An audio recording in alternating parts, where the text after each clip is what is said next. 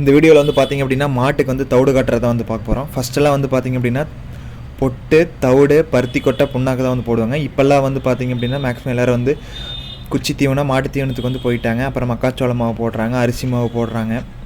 அப்புறம் அது இல்லாமல் நிறைய இந்த பீர் வேஸ்ட்டுன்னு சொல்லிட்டுறாங்க, அது கூட வந்து போடுறாங்க. நம்மளாம் வந்து பார்த்திங்க அப்படின்னா அதெல்லாம் எதுவும் கிடையாது. தவிடு, புண்ணாக்கு, மாட்டு தீவனம், அப்புறம் அவ்வளோதான். நம்ம எதனால் வந்து இப்படி கலக்கணும் அப்படின்னா, தவிடு காட்டும்போது மாடு வந்து கலக்காம விட்டோம் அப்படின்னா அடியில் இருக்கிற தவிடு வந்து அப்படியே வந்து சேவாயிரும், மேலே இருக்கிற தண்ணி மட்டும் குடிச்சிடும். ஒரு சில மாடு அடித்தவிடு வந்து திங்காது. இப்படி கலக்கி விடும்போது தவிடும் வந்து குடிச்சிடும், தண்ணியும் வந்து குடிச்சிடும்.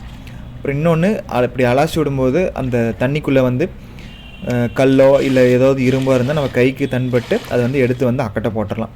அப்புறம் வந்து தாலியில் தண்ணி ஊற்றி வச்சுட்டு மாட்டை அவுத்துவிட்டு அப்படின்னா ஓடி வந்து கரெக்டாக வந்து தண்ணி குடிச்சிட்டு தீனி சாப்பிட்டு சாணி வந்து கரெக்டாக போட்டதுனாவே மாடு வந்து ஆக்டிவாக இருக்குது, எந்த பிரச்சனையும் இல்லைன்னு வந்து தெரிஞ்சுக்கலாம். மேலும் இன்னொரு நல்ல வீடியோவில் சந்திப்போம். நல்லதே நினைப்போம், நல்லதே நடக்கும்.